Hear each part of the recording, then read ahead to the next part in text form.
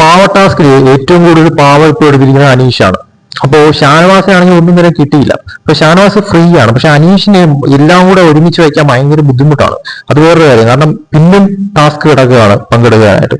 So ഈ ഷാനവാസ് അനീഷിന്റെ അടുത്ത് ചെന്നിട്ട് ഞാൻ വച്ചേക്കാം എന്നുള്ള തരത്തിൽ പറയുന്നു.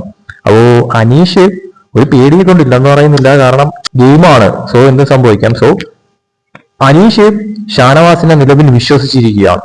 അനീഷ് കുറച്ച് പാവകൾ ഷാനവാസിന്റെ കയ്യിൽ ഏൽപ്പിച്ചു എന്ന് തന്നെ പറയാം. അത് വിശ്വാസമാണ്, ഒരു ഫ്രണ്ടിനോടുള്ള ആ ഒരു വിശ്വാസം അനീഷ് ഇവിടെ കാണിച്ചു എന്ന് എടുത്തു പറയണം. അതായത് ഷാനവാസിന്റെ കയ്യിൽ കുറച്ച് പാവകൾ, 10ഓളം പാവകൾ ഷാനവാസിന്റെ കയ്യിൽ അനീഷ് ഏൽപ്പിച്ചിരിക്കുന്നു. അത് ശരിക്കും പറഞ്ഞാൽ ഷാനവാസ് ചതിക്കില്ല എന്ന വിശ്വാസത്തിന്മേലാണ് ഷാനവാസിന്റെ കയ്യിൽ അനീഷ് ഇപ്പോൾ ഏൽപ്പിച്ചിരിക്കുന്നത്. അതുകൊണ്ട് തന്നെയും ഇപ്പോൾ കുറച്ച് പാവകൾ ഷാനവാസിന്റെ കയ്യിൽ ഇരിക്കുകയാണ്. ഈ കഴിഞ്ഞതിന് ശേഷം അനീഷിന്റെ കയ്യിൽ കൊടുക്കാമെന്നുള്ള തരത്തിലാണ് ഇപ്പോൾ ഷാനവാസ് വാങ്ങിച്ചിരിക്കുന്നത്. അതായത് അനീഷിന് ഫ്രീ ആയിട്ട് കളിക്കാൻ വേണ്ടി.